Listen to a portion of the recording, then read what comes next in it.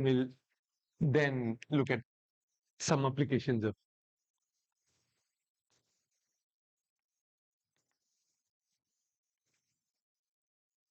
Let's try and summarize all of linear programming. What is a linear program?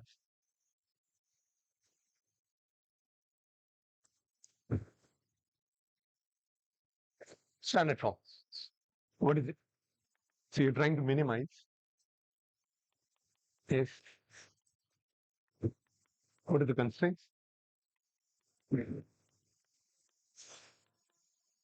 Yeah. It's got both equality and inequality constraints. Okay. And X goes to Rn, plus N, and rank of A is usually M. Yes, okay. And then what is this? What is the geometry associated with the linear program? Where are we searching over? Basically, the feasible set. What does the feasible set look like? No, feasible set. What is the feasible set? In an optimization problem, what is the feasible set?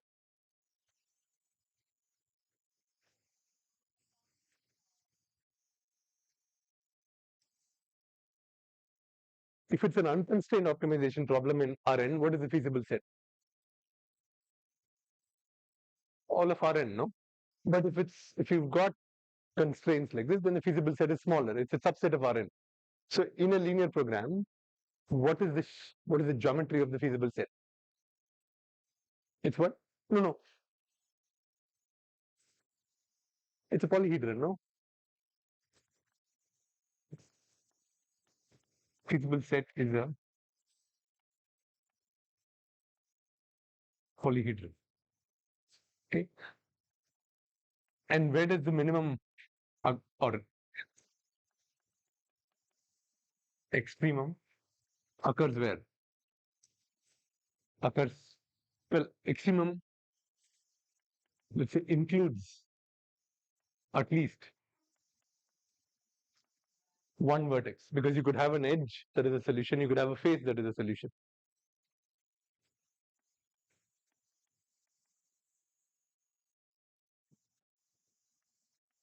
And how do we identify vertices of a polyhedron described by these?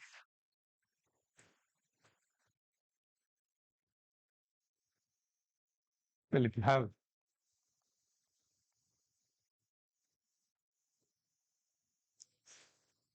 yes, right. But if you have a polyhedron described by, let's say,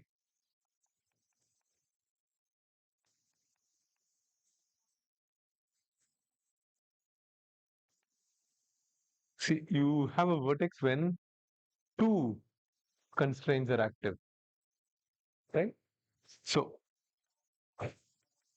at any vertex, at least n constraints are active, right?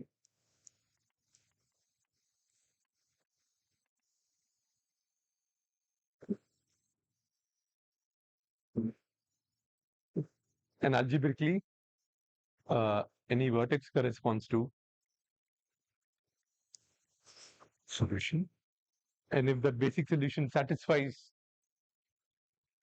both these criteria, then it's a.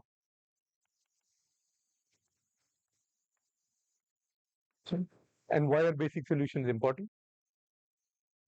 Why are basic feasible solutions important?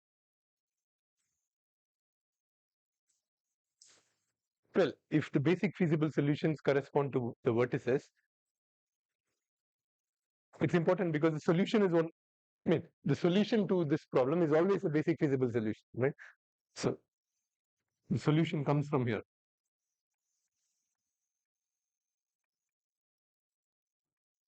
Or the solution includes at least one basic feasible solution. And what is the principle behind this method that we looked at, simplex method?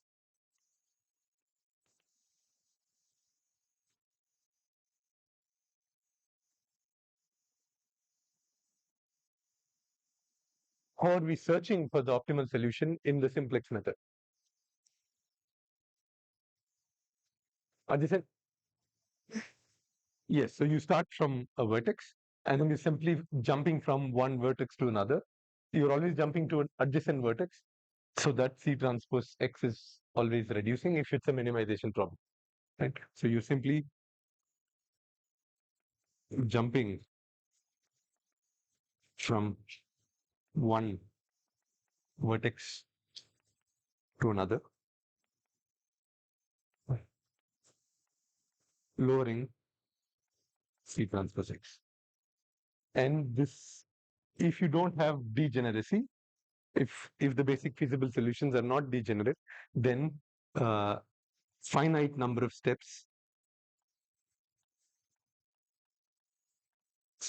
will give you the solution. Okay, so that's essentially the summary of what we looked at. Right? And linear programs are nice because, I mean, first, they're probably one of the uh, uh, most popular optimization problems. And it's got a lot of applications in many fields, including economics, medicine, in neuroscience, in operations research, and all that. And in fact, in one of the earliest uh, or linear programs were in fact, two economists who applied linear programs in economics got the Nobel Prize in 1975. And it turns out that it's often used in many scheduling problems and distributing work. So we look at some examples today and then see how and where linear programs come up in solving problems. We can go through this. So this is the first problem we'll look at. So imagine now that there is, I've simply taken an example of a department in the hospital, but this is applicable to any place which is producing some products and has to now allocate resources to maximize something, okay? Productivity, maximize profit or minimize loss and all that, right?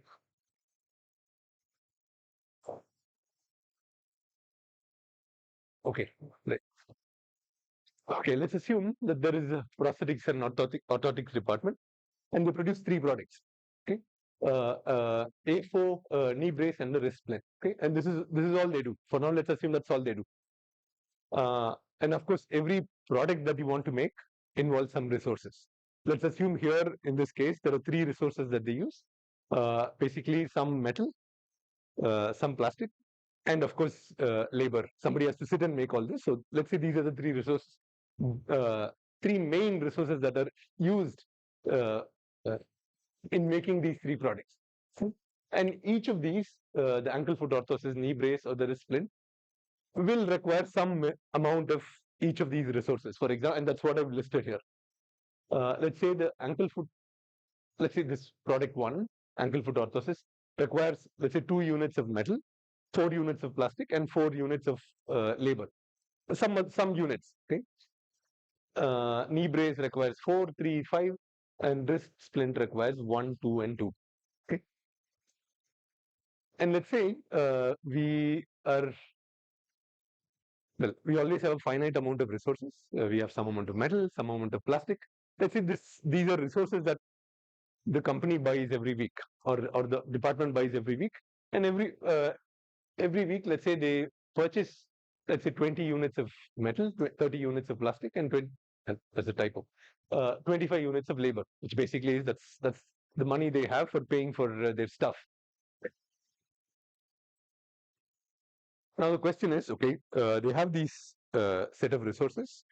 They have limited resources. They don't have infinite amount of resources. Their goal now is to ask, okay, how many of each of these three products should they make so that they maximize productivity? Maximizing productivity could simply be the number of units of the three products that they make. Let's assume that's directly proportional to the amount of revenue they make. Let's assume they sell everything that they make. That means it's proportional to the money that's coming in. Our question is, okay, how do we solve this problem? And we'll make one assumption, because we're talking about discrete products. Uh, uh, each of this is a discrete product. So ideally, you want to be making complete ankle foot orthosis, a complete knee brace, and complete wrist splint.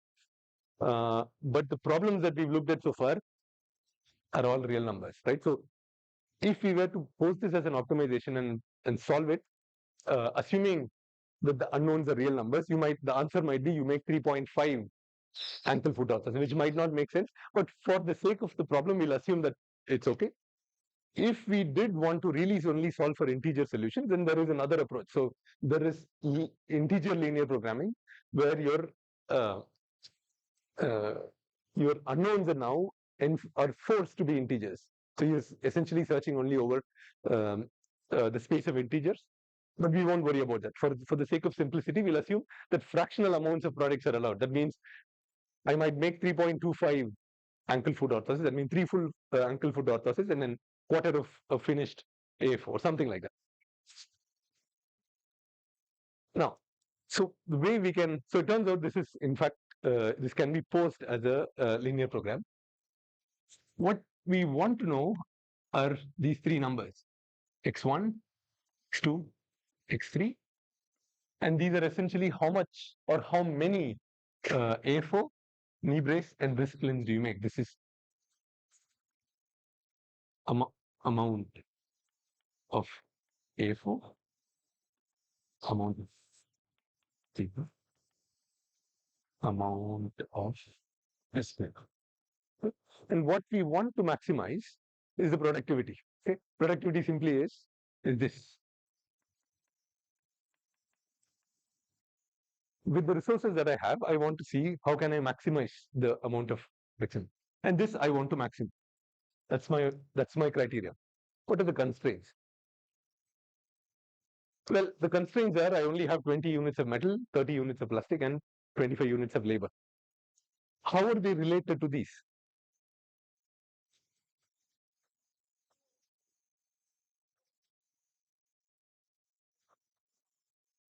Okay, some of what? Okay, okay. So 2x1. You can tell me the expression first, and then you can tell me what that means. 2x1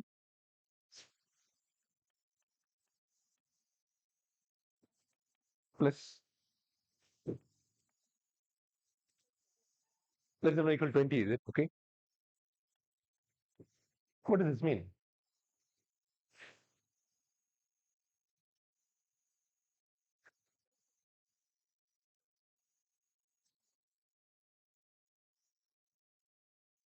What does this tell me? What is this? The left-hand side of this expression. Right-hand side is the limit, I agree. You're saying this has to be less than or equal to the total amount of metal that I use. But what does this mean?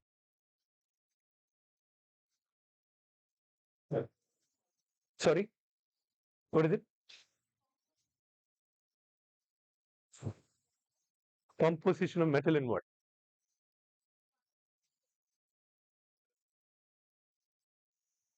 Sure. Or another way to put it, you're saying if I'm making X1 ankle foot orthosis, X2 knee brace, and X3 wrist splint, this is the amount of metal I would use, right? And that I want to be less than, okay, right. So that's for the metal constraint. What about the second one?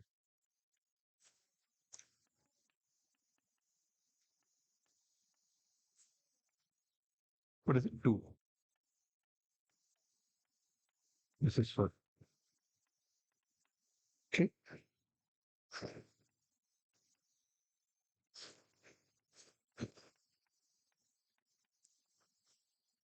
Is it 25? No, this is, okay. And of course, the final constraint, I cannot have negative amounts of. Now, well, you can do the simplex method and try and solve this. Uh, and then you will find some numbers. Okay, all right. So that's the first example. I mean, you can simply switch these out for uh, some other department producing some other product, using some resources, having constraints on the resources, and it's the same problem. Okay. One common problem you'll find is often called the diet problem,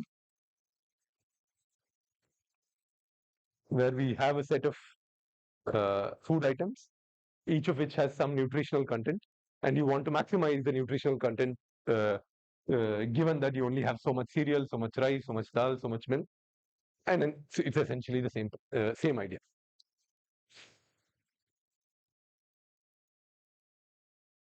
Yeah, right. The next one we'll look at. I'll write it there.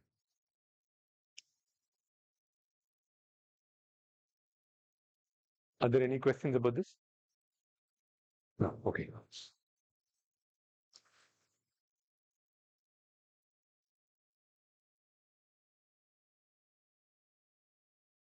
Right. So the next problem uh, is, imagine that there is some strange infection, some drug-resistant infection, and then there are these 5 patients that are admitted to the isolation ward, to the hospital. Okay, and there are these 4 drugs that can work.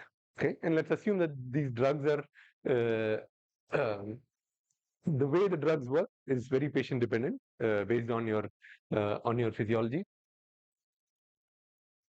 and these can be used for treating the infection. But the issue is the drug works on some people, does not work on other people. For example, works. So when I say the drug works, it simply means it kills the infection. But on some people, it might kill the infection, but also have a lot of side effects. Okay, so it can do harm as well. Okay? And let's say there is a way for us to find out whether or not a particular drug is going to be beneficial or problematic for you. Okay, and let's say that can be easily found out by doing a blood test. Okay, now let's say and by doing a blood test, let's say you get a single number that tells you whether or not a particular drug is going to be beneficial or bad for you. Let's say that number, if it's positive, then it's going to be beneficial. If it's negative, that means you're going to have more side effects than reduction in your infection. Okay? So we have these 5 patients, and we have these 4 drugs. Yeah.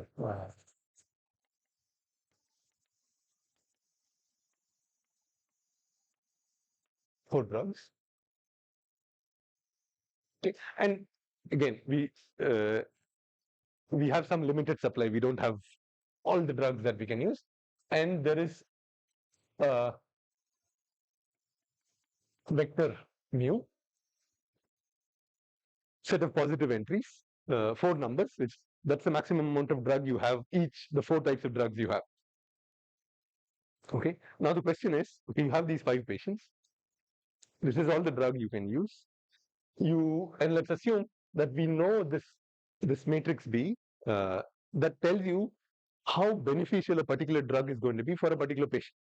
Okay, we will assume that this is a 5x4.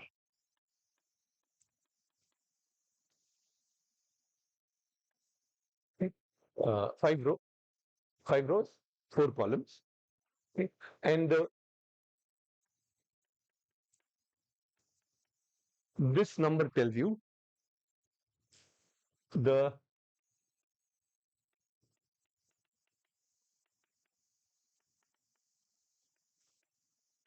I drug 5x4. No, the jth drug. I Okay. Now the question is, what combination of drugs 1, 2, 3, and 4 do we use on the 5 patients so that we maximize the amount of recovery? Okay. I mean, how do we formulate this as a linear combination problem? Very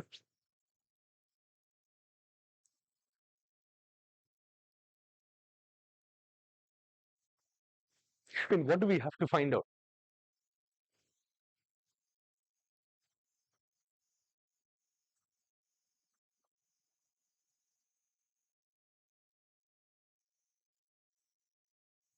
What are the unknowns here? B is known. We've done blood tests for each of the 5 patients, and we know whether or how beneficial the jth drug is going to be on the ith patient. Yeah.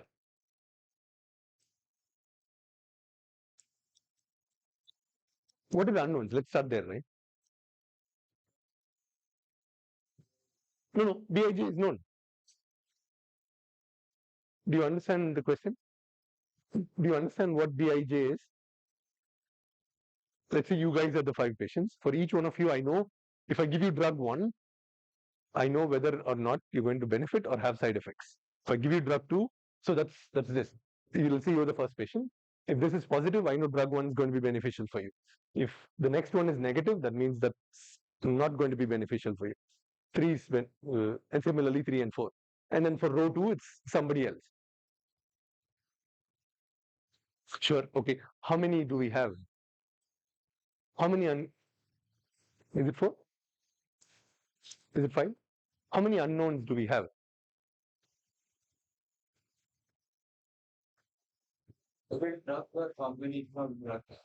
Combination drugs. You can use any 4, any of them.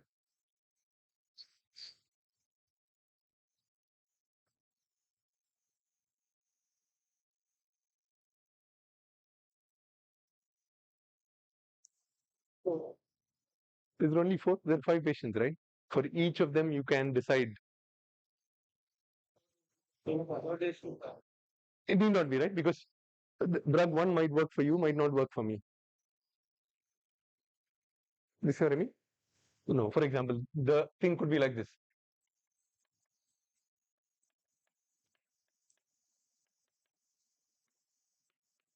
Could be like this. Yes. What is it? 20. Yes. You really have 20 unknowns. I mean, you could say this. Well, if this is negative, would I really use the drug? Yes. You might not. So, but let the simplex algorithm come up with that solution. We simply care about, okay, I have all this, use this information and then give me the solution. If this drug is doing so much harm, whereas these two are working very well, for this patient, you might say these two are 0. Well, most likely you will say these two are 0. Okay. So there are 20 unknowns. Okay. I agree. So your X is 20. And let's label them like this: X1, X2, X3, X4. This is patient 1, the 4 drugs. Then X5, 6, 7, X8. This is patient 2, right? That's the order. Now we want to maximize benefit. How do we post? What is C here? What is C transpose X?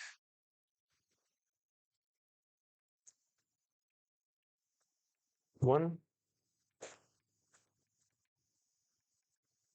and so on and so forth.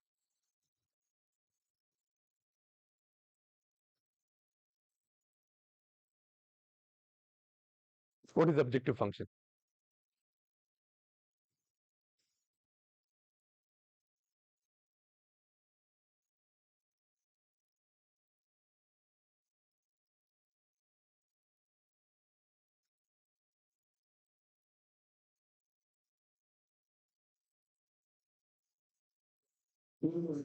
Yes, that's all.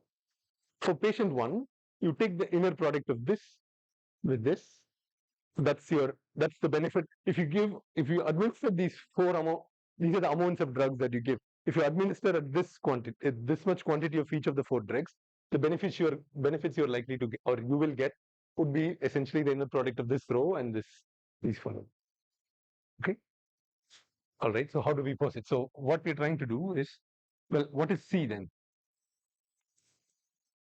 If X is ordered like this, what would be the elements of C transpose?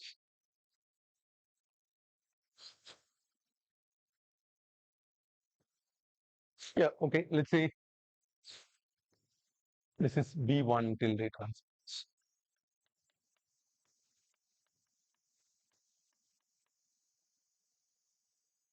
Okay. This will simply be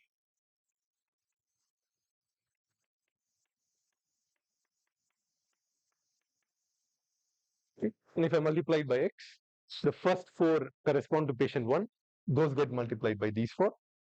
And we are worried about, I mean, uh, the treatment being beneficial for all 5 patients. So we have to add the benefit of the treatment for patient 1, patient 2, patient 3. So it's this. Is that clear? Okay, so that's our C. What are the constraints?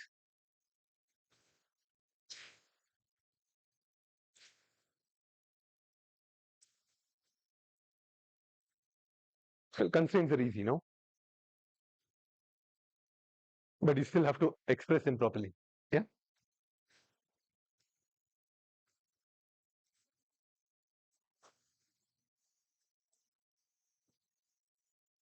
This is 20, right?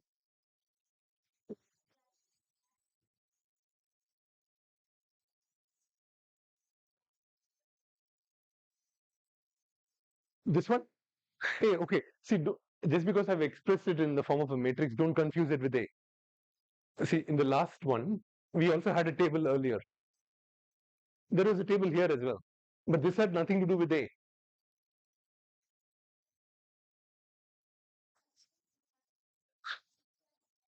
Sure.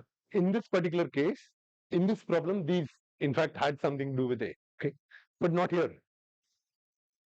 In this case, these really tell you something about uh, your C, because what these will directly affect what you're trying to maximize, the benefit.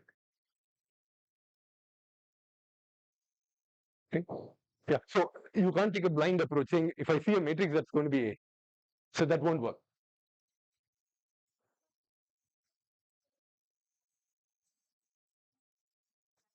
Hey, hold on. Okay. Okay. You're saying something like this. You're saying let's do Bx equals some mu or less than or equal to mu. Is that what you're saying? Okay. You have to first look at what does B really tell me. Okay. B in this case, mu is related to the units of mu are, let's say, volume, okay, meter cube. That's how much of, let's say, these are all liquid drugs. That's essentially the volume of the 4 drugs that I have. That is all I can administer. I don't have more. X is, what is X? What is the unit of X? Yeah, volume. Right? I give 3 ml of this, 5 ml of this. That's volume. What is the unit of this?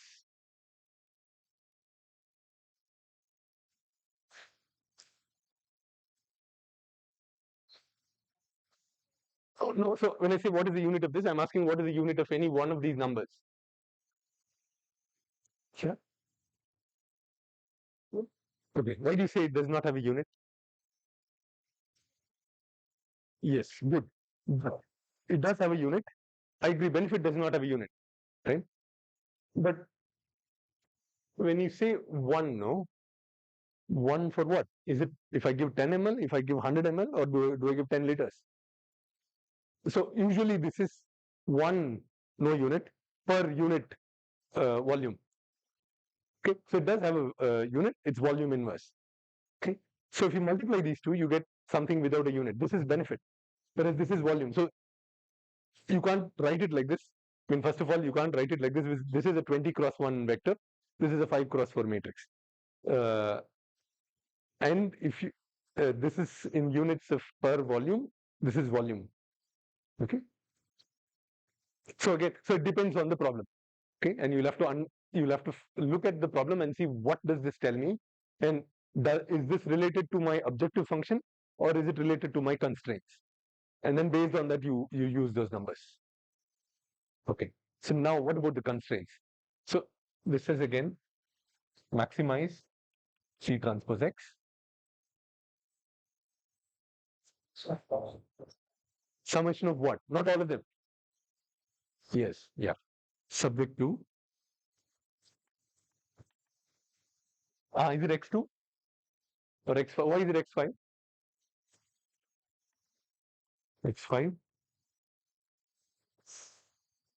No. 13 is it? Is it 14? Hold on. 4, 9, 13. 10.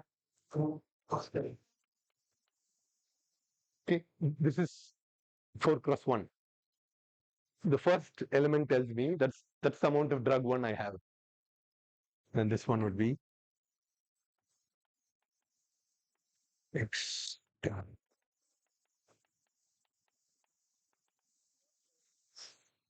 Sorry? Ah, you're right. Yes. Yes. This is not complete. And what?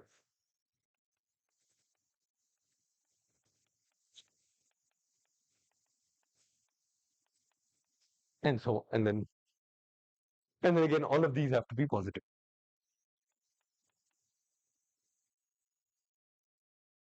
Okay.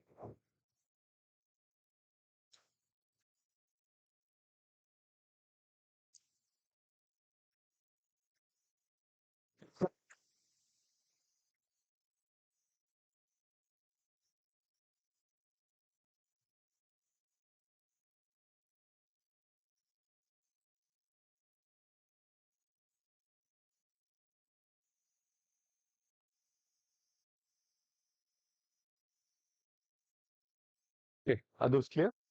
Okay. All right. The next one we'll look at is something related to radiation therapy. And if I say something wrong, you guys can correct me. Uh, this is intensity modulated radiation therapy. Okay. Which is used for treating cancerous tissue. Okay. Essentially, the idea of using high energy electromagnetic radiation to kill cancerous cells. It turns out that when you pass high energy electromagnetic radiation through living tissue, the cells get damaged. But if it's a healthy tissue, the natural repair process apparently takes care of repairing the damage, provided that the amount of radiation that's put into the tissue is not large. Okay.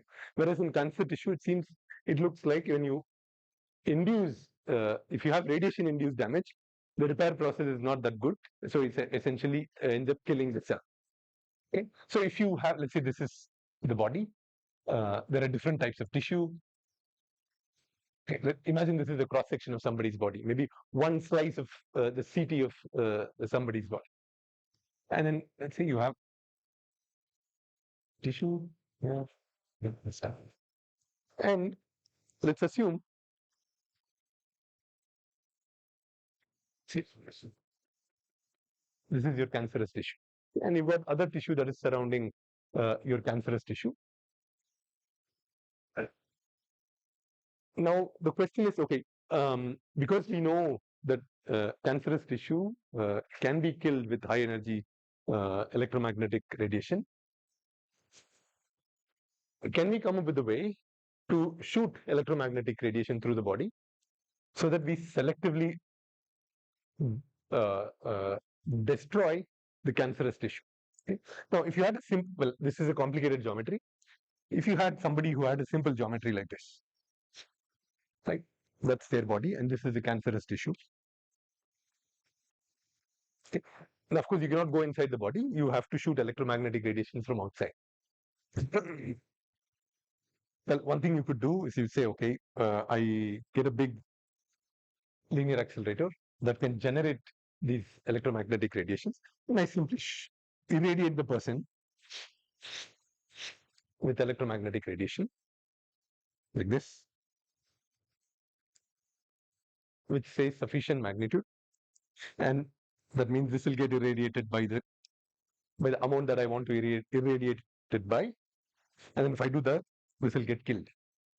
But the problem is, to get to this cancer tissue, you have to go through a lot of healthy tissue, and after your electromagnetic ray passes through the cancerous tissue, it still has some. So there is a lot of healthy tissue that you're affecting here.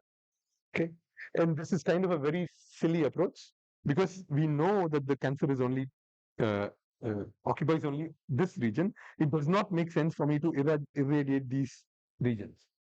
Okay? So a better thing would be to say, okay, I'm not going to irradiate here or here. I'm only going to shoot electromagnetic radiations through this portion. Okay, that's a lot better than what we did before. Okay, now this is better than before, but still there is a problem. If let's say you have to have a minimum amount of radiation that has to pass through the cancerous tissue, that is also passing through your healthy tissue here and maybe the healthy tissue here. So you are harming a lot of healthy tissue here. How can we solve this problem? Or what else can we do? Well, what people have come up with is, okay, you say we are not going to shoot a lot of very strong electromagnetic radiation in this direction. We'll shoot something with relatively low intensity. Okay, and then you simply have another linear accelerator here, and then you shoot again a lower intensity electromagnetic radiation. Okay. So what will happen is when you shoot rays in this direction, let's say these receive some intensity I1, this receives I1. And if you shoot from this side, let's say you're still doing I1, you're doing I2 from this side, but the intensity here will be I1 plus I2 because you shot stuff from here, stuff from. Now, if you can lower these even further, if you say I'm going to have another one here and maybe another one here. So if you, instead of just shooting things from one side, if you now uh, um, shoot things from all around, but from each direction, you're kind of using low energy radiation or low intensity of radiation in such a way that you are a combination of shooting radiation from all these different sides maximizes the amount of radiation damage that is caused in the cancerous tissue, while the damage caused to the healthy tissue itself is kept minimum. Okay, so something like this is all right. Okay. What about something like this? Something that has a very complicated geometry like this. Okay, in the well, before people started thinking about this, the approach was you have this one beam where the intensity is constant across the beam. Okay, what is different here is a single, let's say,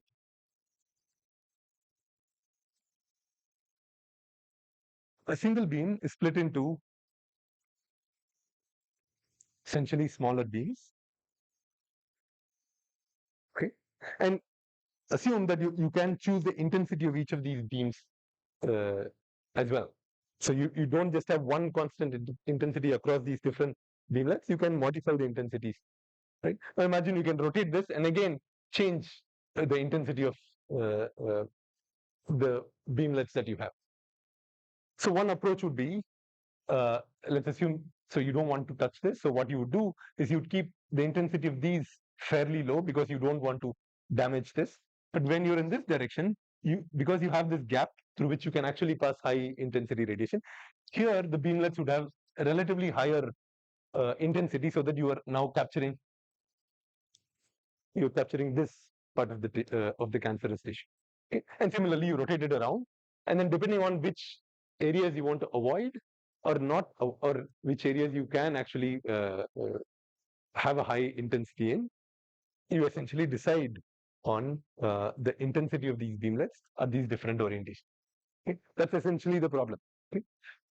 Given that you have a CT image, or not just an image, a volumetric CT, and you have the voxels that are marked as, or the regions that are marked as cancerous tissue, regions that are marked as tissues that cannot be touched, or tissues where the amount of energy deposited because of the radiation has to be below a particular level. So all that is defined. So let's say a radiologist marks this saying this is the cancerous tissue, and then they let's say this is it's a very sensitive tissue, so this cannot receive. So if it's cancerous tissue, then you want at least a minimum amount of intensity to be deposited, energy to be deposited here. If this is a very sensitive tissue, then you'd say I don't want anything above a certain amount of energy deposited here. And maybe this is a healthy tissue, but it's okay if it's the amount of energy you can deposit here could be higher. And let's assume this is another sensitive tissue. So let's say you have that information in this volumetric CT. This information you have, right? Now the question is, and you have control over your the intensity of your beamlets. So the question is, how do we now choose the intensity so that the amount of energy deposited in the cancerous tissue is maximized, or uh,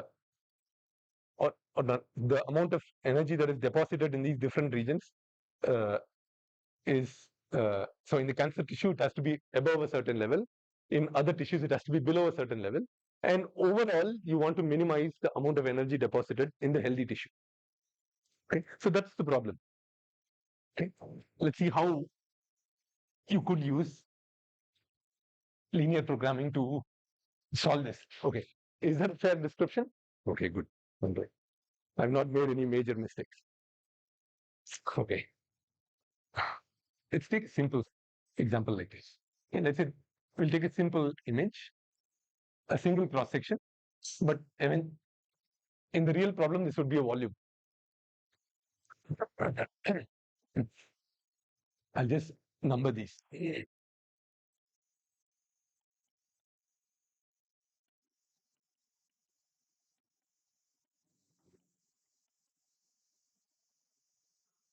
Assume these are our cancer tissues.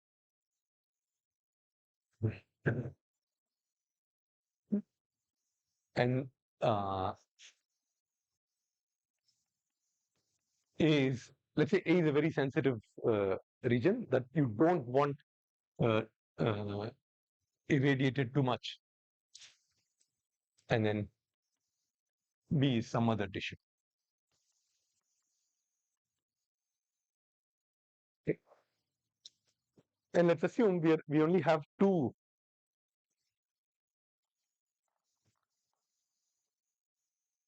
we are shooting beams from only two directions. And let's assume there are 4 beamlets in each of these directions.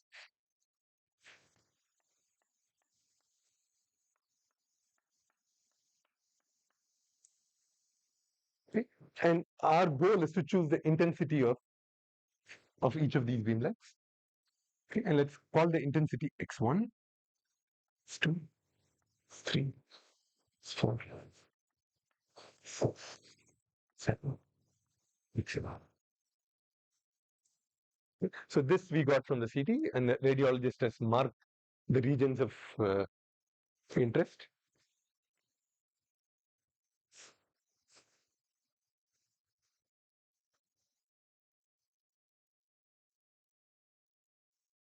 In addition to this, um, let's say we also have access to information that tells us if you shoot 1 unit of uh, unit intensity beamlets in this direction, how much energy is deposited in each of these pixels. Okay, so let's say you have those that matrix. Okay, it turns out you can solve linear programs in Excel. So I've kind of uh, written this up in Excel. Sorry, one second. Maybe it's easier, I just explain it from here. Is it visible to everybody? Yeah? No? No. Right. That's my 4x4 simulated body. C is all the cancer tissue. B is some sensitive tissue, and A is another type of tissue. Now, if I shoot beamlets using my horizontal, in the horizontal position, if I shoot a beam from here of unit intensity, if the beam passes through these 4 pixels, the amount of energy deposited in these 4 pixels are given by these for a unit intensity beamlet. Similarly for the second one, third one, and fourth one. Well, this is the vertical one. Sorry, yeah. This is for the vertical one. The horizontal one is if you shoot beamlets from this side, then these are your energy deposited in the 4 pixels. Okay, this information we have. Now the question is, okay, how do we pose this as a linear optimization problem? And our goal is to minimize the amount of energy deposited in the healthy tissue. If that is the goal, can you tell me what would be our C transpose? How many unknowns do we have here? 8, right? Those the beamlet intensities. Our goal is to minimize the amount of damage to the healthy tissue. Damage is proportional to how much of the beamlet is absorbed by the tissue. That is given by those two tables. How would we use those two tables to formulate C transpose? This is exactly the same as the previous problem, the benefit matrix B.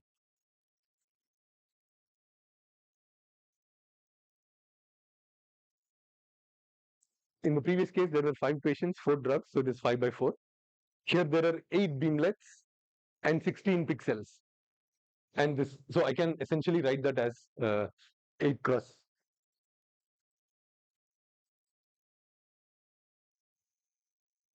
Well, this is what you.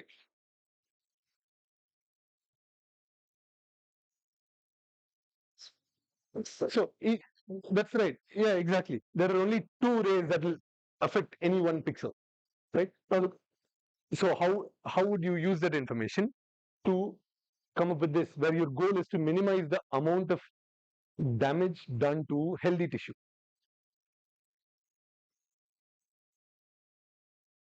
Okay, if x1 in that case, right? If which tissues, I mean, does x1 pass through any healthy tissue? It does, right? The very first pixel, right? That means whatever is absorbed by that first pixel because of x1 would go into C, because that is damage caused to the healthy tissue. Yeah, okay. So that means the first one will be, so I will have, well, let me first just write the expression and then we can come up with C. So if x1 is the intensity of my beamlet x1, well, this is different from that, but we can just stick to that. Then 2 times x1, or no, sorry, 4 times x1. 4 times x1 is the amount of damage done to first pixel, one of the healthy pixels, because of x1. Okay. What about x2? Does x2 pass through any healthy tissue? It does, right? Well,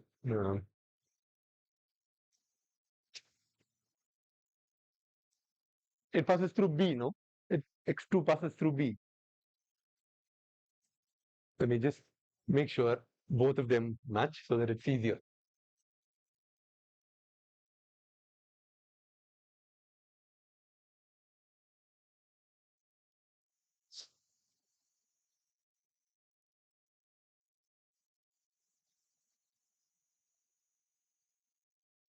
It's A,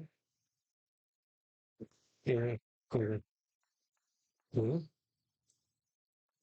A. Yeah, now it's okay. What about x2? X2 passes through this. That will be 4 times. See? What about x3? X3 passes through 1, 2, 3, all these 3. So that will be, did you just add all of them together? Yeah, okay, all right. The sum of damage done to all of these, because x3 passes through all 3 of them. And then, okay, what about these? What all does x5 pass through? X5 passes through these 2. That will be, sorry? Yeah? It'll be 9, no? these two, right? That's 4 and 5. 9x 5,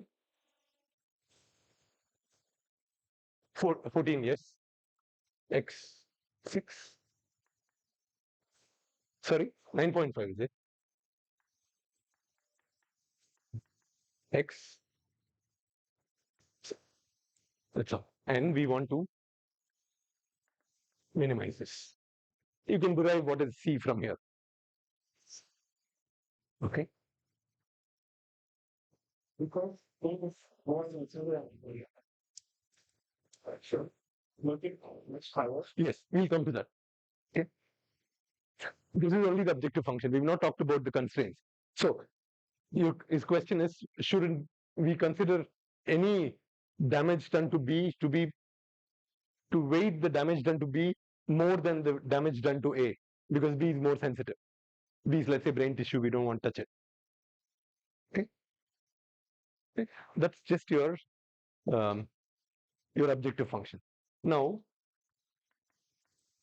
the constraints could be that the cancerous tissue should receive at least a minimum amount of damage, okay, or dosage. Okay, so there would be a minimum amount of dose to C, and there is a maximum amount of dose to A and B. Okay, so what you would do is you'd say the dose that can get into B has to be lot smaller than A, because this is healthy tissue. You don't want, yeah. No. When I say maximum amount, you cannot cross that amount. I say minimum, you have to cross that amount. Okay. All right. Okay. Let's say that minimum is some C1, capital A1, and capital B1. Well, maybe not. I'll use a different symbol. Well, I've written it down, so let me just use that.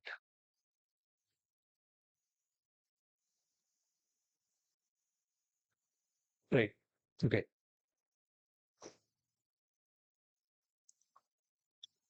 Now, we want each of these uh, voxels, okay, to receive a minimum amount of at least, so the cancer tissue have to receive a minimum amount of dosage. So the amount of dosage that the cancer tissue receives should be higher than the minimum amount that we set. Okay, so that could be set as the total damage done to voxel 2. Okay, I'll simply call it damage done to voxel 2, or dose to voxel 2 should be greater than or equal to, let's say, 10. I've used 10 there, so I say 10. So similarly, you would pose something for, and all this is linear. How do you find the damage done to voxel 2? Okay, maybe that's, what is the okay, from the table tell me, what is the damage done to voxel 2?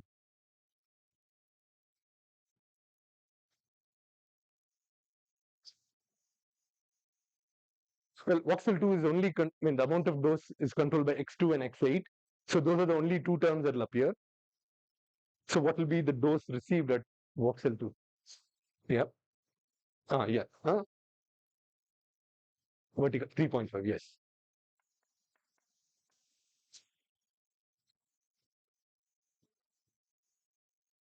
3x8. Okay. This has to be greater than 10, because let's say you need to kill the cell, you need at least 10 units uh, of dose. Similarly, you can now write down for, so you can apply this greater than or equal to 10 constraint to this, and this. Okay, so that's for the cancer tissue. What about, let's say, for A is not very sensitive. Let's say it has good capacity for repair. So for those, we could say for A, has to be less than, let's say, some number 7. Okay? And similarly for damage for B, it has to be 3. I don't know what number I've used, but yes, these are your constraints. And similarly for A would mean you'll have to write for each of these, and similarly for each of these. And after all this, of course, X. So once you pose it like this, then you simply have to solve this linear program. Okay.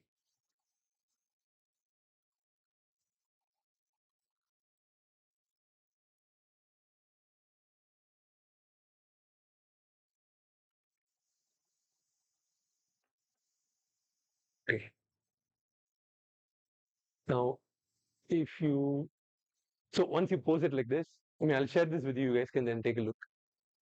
This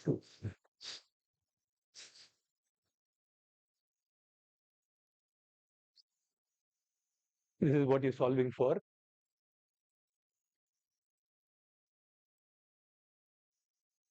You essentially set your all constraints and stuff, and you choose simplex linear program. This is solve. So that's essentially the intensity for the constraints that you set up. Those are the intensities that you use for your 8 beamlets. Okay.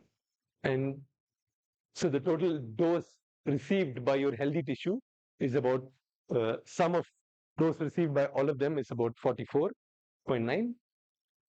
And then here, these are for the cancerous tissue. So here we've set the dose. We've said it has to be greater than or equal to 10. So you see that the cancerous tissue have all received a dose of at least 10. And then I've only set constraints for B. I didn't set any constraints for A. I said they cannot be greater than 7. And you see all of them are less than 7. So now, of course, you can make it as intricate as you want. But this is a simple version of the problem. In a real problem, you would probably have maybe 100,000 pixels or voxels, each of which is then demarcated as healthy tissue, cancerous tissue. So you would essentially, and the beamlets might be hundreds of beamlets that you solve for. Okay. Right. Yeah. Okay. All right. So that's all I wanted to say about um, radiation therapy. Are there any questions? We'll see the last example and then we're done. Okay. No questions. Right.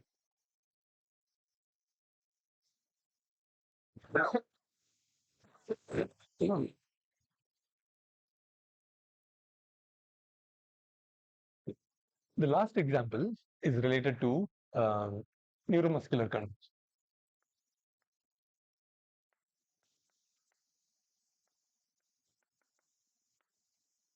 Okay. We probably looked at this early on in the course. Let's consider the example. Let's say we're talking about the human arm, okay, shoulder, elbow. This is the shoulder. This is the elbow.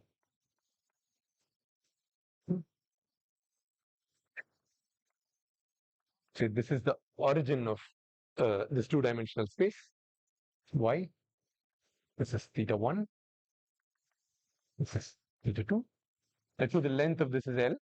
Length of the upper arm is L. Length of the forearm is L.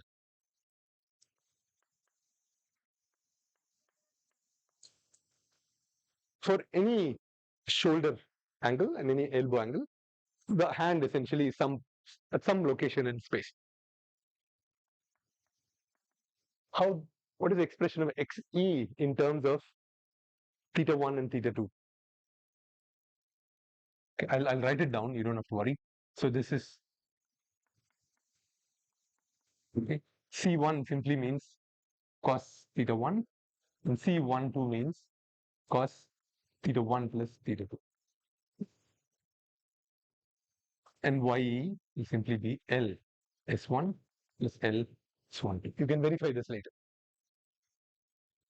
Okay. So that's essentially the relationship between the joint angles and the position of the hand in space with respect to the shoulder. Okay. So of course nonlinear. The relationship between your joint angles and your endpoint position is nonlinear. Okay. Now, if you take the derivative, right? For example, okay, this relates joint angle versus endpoint position. You could ask, okay, what is the relationship between the joint velocities at the shoulder and elbow and the endpoint velocity? To do that, you simply take the time derivative of these two. And if you take the time derivative, what do you get? I'll write this off. What do you get when you take the time derivative of the first one?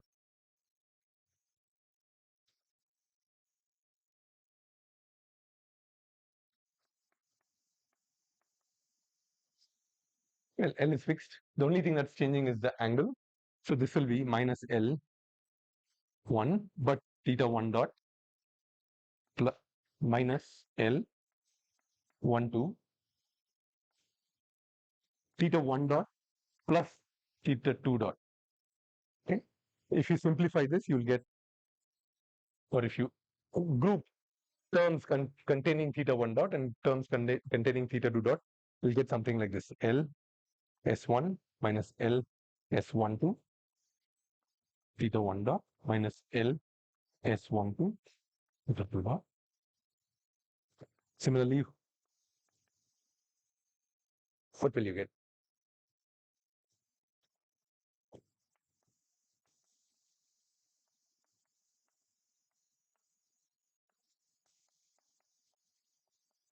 This is what you'll get. You can verify. Okay. But if you look at this, right, for a fixed value of theta 1 and theta 2, this is a constant value. This is constant, this is constant, this is constant. That means for a fixed posture, the relationship between the endpoint velocity and the angular velocity is actually linear. Okay, because I can write this as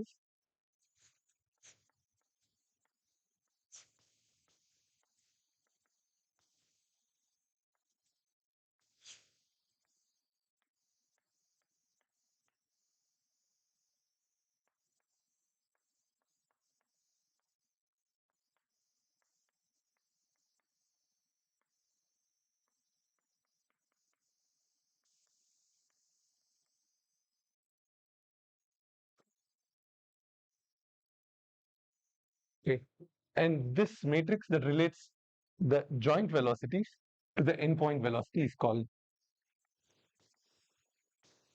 Jacobian matrix. Okay, and that's usually represented by J, and it's a function of theta.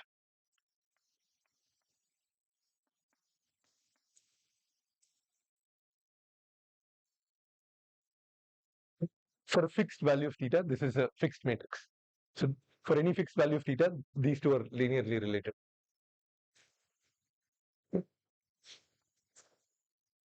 What is the matrix when theta 1 is 90 and theta 2 is 90? Yes.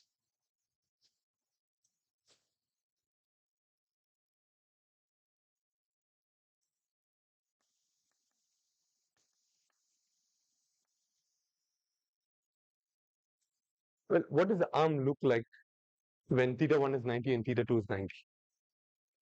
This is the shoulder. Look like this. You're like this. 90 degrees.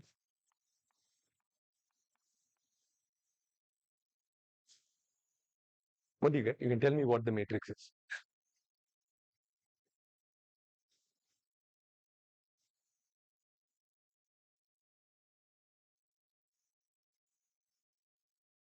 What is it? L minus L, is it? Okay. What about this?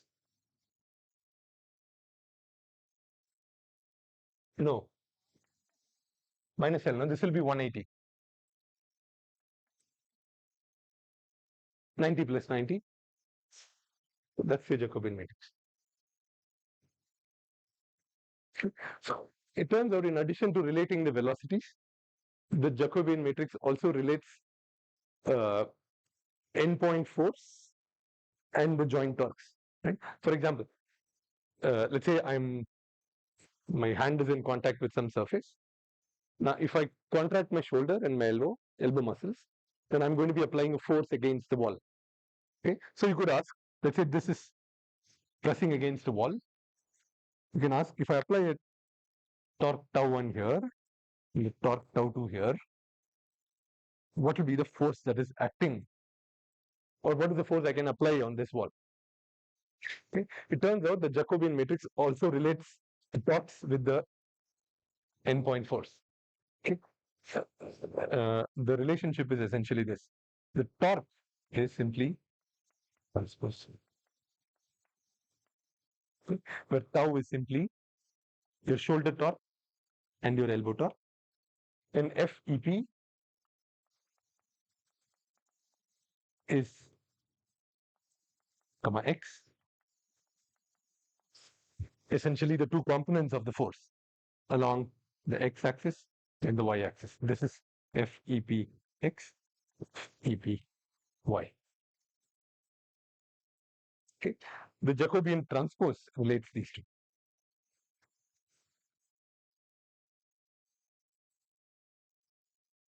Don't worry about how we got this, just assume that this is correct.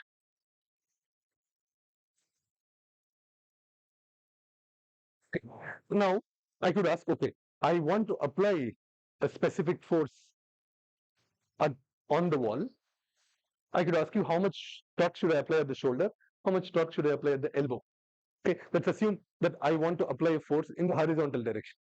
Let me draw that again. This is your arm, and this is resting against some something. And let's say I want to apply a force like this in the negative x direction. This is x, this is y. It means my desired force is minus f and 0. This is the force I want to apply with my arm.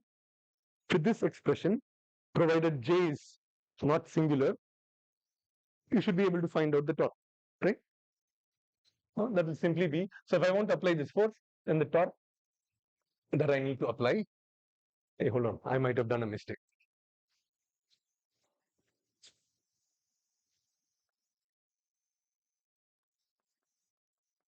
Let me think.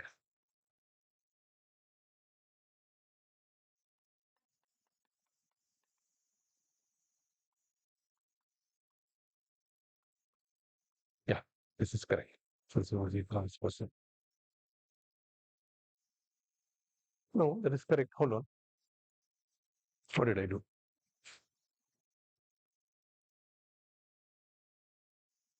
So now sorry. No, it is correct. So you simply use D transpose NFP and then you get the torque. If this was a robotic arm, right, which is powered by, let's say, two electric motors there, right? Which is electric motors. That means I know what torques I need to apply here and here to get the force that I want. Then all I have to do is decide the current that I have to pass through my motor to apply the torque here. This is okay for a robotic arm, but the human limbs are different. Okay, it's different because if you have to produce these torques, we don't have electric motors to produce the torque. How do we produce torques about our shoulders? Well, by simply activating our muscles, right? But muscles don't apply a moment, right? They only apply a linear force. How does a linear force get converted into a moment? Right. You can think of it like this. Let's say you have a single joint. Forget about this arm for now, right? See, there is something like a pulley, and if I attach a thread here and I wrap it around the pulley, and if I pull this thread now, you will now have a net moment that is acting in the counterclockwise direction. Now, but if this is a thread, right, I can only pull, I cannot push. Okay, so that means if I have this arrangement, I can only apply a counterclockwise torque. If I want also apply clockwise torque, then I need to have another thread here, and if with these two threads, if by deciding, let's say I call this F1, F2, and let's say this is of radius R, I can now control the moment acting about this joint. Okay. Given that this is F1, F2, and this is a fixed, fully a fixed radius, what is the moment acting about this joint? Yeah, what is it? So, sorry. Yeah, okay. But that is the counterclockwise torque, though. If I apply, if I also pull this, what will happen? Yes, this will simply be. So that's the torque or moment acting about this joint. So this is how the forces that are applied through a couple of springs or threads wound around a pulley get converted into a torque.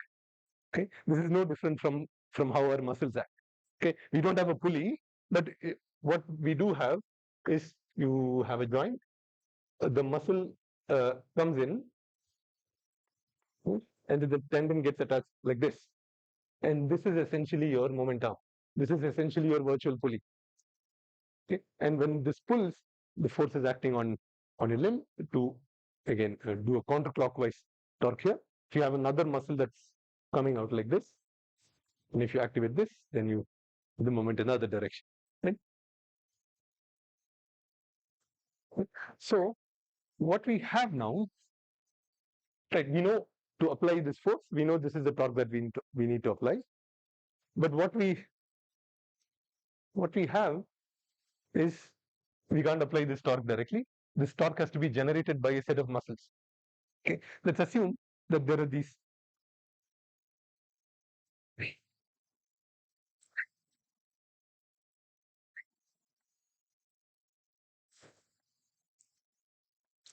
Shoulder joint, elbow joint. Let's say there are pairs of muscles about each joint, and we also have muscles that cross two joints. For example, I can't remember the name of the muscle. There is a muscle that attaches before the shoulder and then goes and attaches to my forearm. So if I contract that muscle, both my shoulder and elbow will move. So those are called biarticular muscles. Let's assume, so this is muscle 1, muscle 2, muscle 3, muscle 4, and let's say this is R1, this is R2. Okay.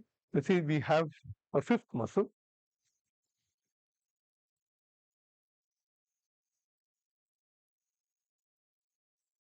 That is attached like this. That means if I pull this muscle, I will have a counterclockwise torque acting about the first joint, whereas I'll have a clockwise torque acting about the second joint. Is that clear? Let's say that's muscle 5. Okay. And let's say the forces that each of these muscles applies is F1 to F5. Okay. Now the question is, how are the torques generated about these two joints related to these 5 muscle forces?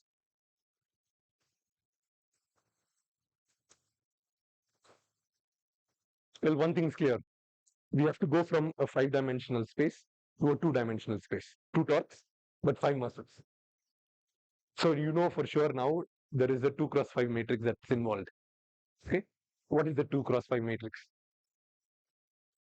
I'll remove this.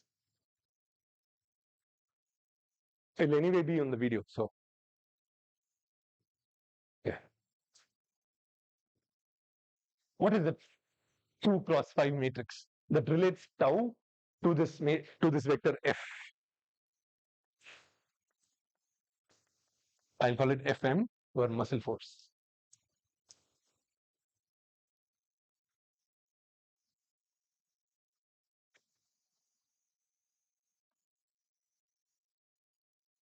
Okay, let's just talk about talk about the first joint. Okay, what is it? So tau 1 is what? Okay, F1 R1,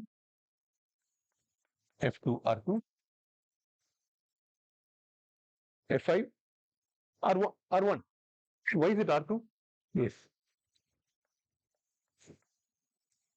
plus or minus. Yes. Fine. What about the second one? Uh, F3. F3. Yeah. Okay. Minus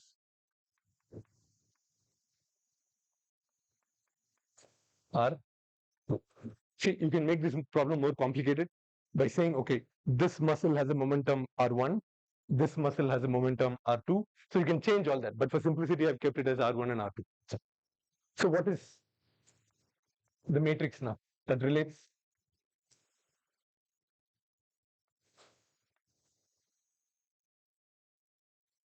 R1?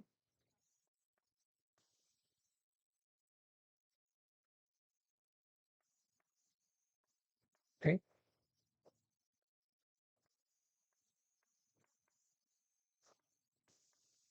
that's all. Okay, so this is your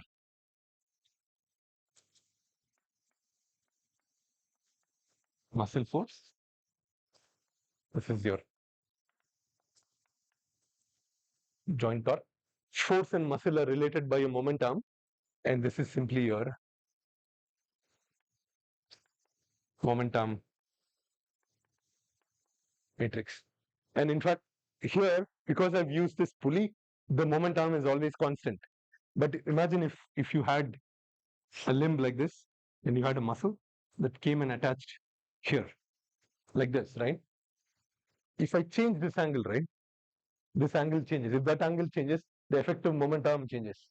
Okay, so in fact, your momentum matrix will usually be a function of theta. Okay, so overall, even though we are posing all of this as a linear problem, overall this is a non-linear problem. Okay. All right, so now we are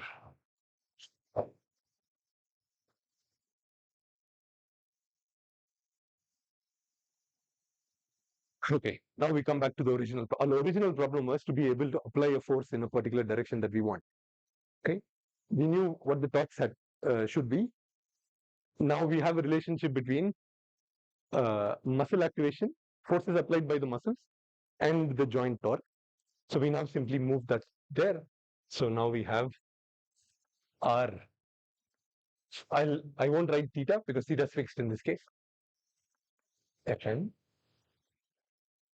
equals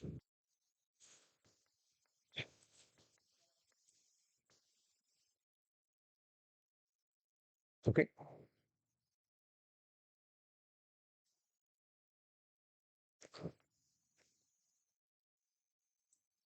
Okay. Now what we have to figure out, we know the torques that we want to apply. That's essentially given by this. What we have to figure out are these 5 muscle forces that we have to choose. Okay. There are well, there are only 2 constraints. These will only give you 2 constraints, but there are 5 of them. That means there are multiple F1 to F5 that you can choose to solve this problem. Let's assume that the brain is lazy and it wants to apply that force by activating the muscles as little as possible. Okay.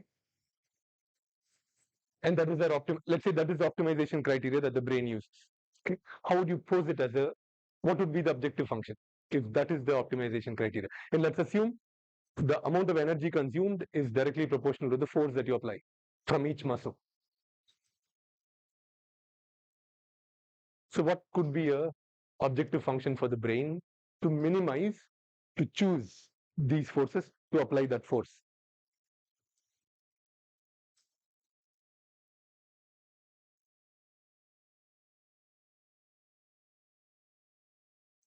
Well, if you want to be lazy, you try and keep each of these as small as possible. Or one way to say that is you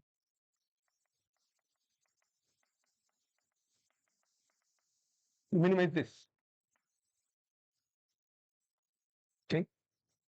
See, you can make it more complex and say, well, you can do this. This is Fm. You can apply different weights, positive numbers. For C, maybe because activating muscle 3 is a lot more is lot, let's say muscle 3 is a lot less energy efficient than the other muscles. So in that case, the third element value here would be much higher because we would really want to keep F3 as small as possible. Okay? So that's what we are trying to minimize. Okay, we want to solve the problem while minimizing this. What are the constraints?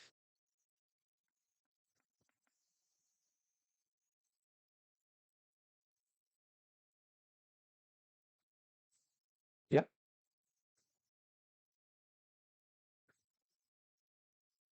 yeah, maybe. I have a feeling you know what is the constraint. No? Yeah, sure. Okay, that's a good point.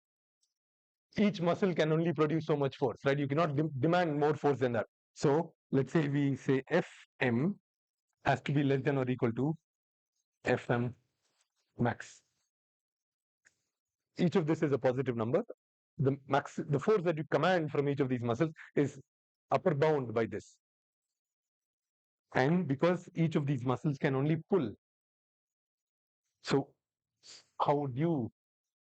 Yes, it cannot push. So that's fine. Is that it? Because if this is it, then this is easy to solve. You simply set Fm to 0, and this is minimized. But that's not it.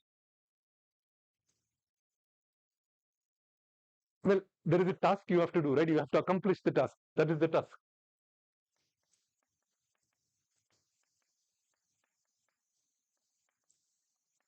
I still have to apply this force with my hand.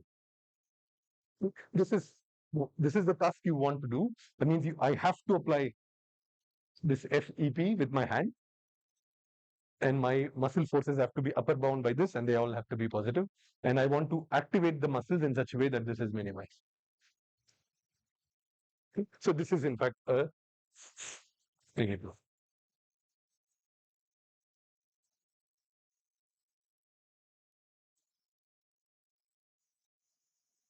Is that clear? I mean, that is a very quick run through tendon-driven limbs, but I hope the basic idea at least came across. Okay. Yeah. Okay. That is all I have. If there are any questions about this, we'll discuss it now. Otherwise, then we stop here.